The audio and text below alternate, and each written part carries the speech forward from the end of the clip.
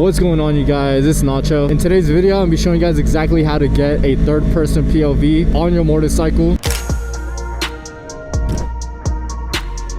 Right now, I'm currently riding to an open location so I can show you guys exactly how to install it. All right, you guys, so we made it to an open area. I'm gonna be showing you guys two shots that you guys can use with any 360 camera. My personal preference is Insta360, but it truly doesn't matter what camera you guys use. I'm gonna be showing you guys two different shots. The first one being a super cool third-person POV shot that you guys could extend however far you want. And the second one being right up here, which is even easier to install. So I already have the right side mounted. I'm gonna do the exact same on the left side just to show you guys. All you're gonna need are some zip ties, an Insta360 stick, and a clamp, or you could just get a motorcycle bundle and it'll come with pretty much everything I'm about to talk about. So let's jump straight into it. First thing you can do, which is completely optional, is get some duct tape or electrical tape. Whatever part of the bike you're going to be using to clamp, you can wrap it around your duct tape or electrical tape so it won't scratch up the paint. You can see how it gets a little scratched up. If you don't really care about that, you don't really need to do this option. But all right, so after you tape it up, you can use as much as you want, doesn't really matter. You're then gonna go ahead and grab your clamp. This is completely adjustable, so you can go ahead and play around with it, whatever side you want it on. Keep going until it gets pretty tight. You don't want this to fall off while you're riding.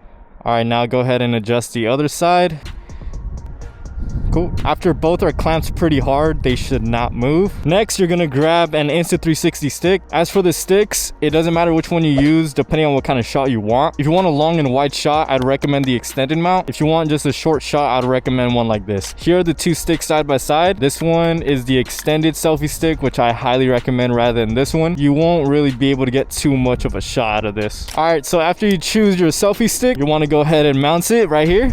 All right, after you finish mounting the stick, you want to go ahead and get your zip ties. Depending on what bike you have, the zip tie method might be a little different. I just zip tied mine around the license plate and it looked something like this. I use about 3 or 4 zip ties, which is more than enough for me. All right, after all that's done, you want to go ahead and pick up an Insta360 camera. For the sake of this video, I'm gonna be using the Insta360 X4. Go ahead and pull out the stick.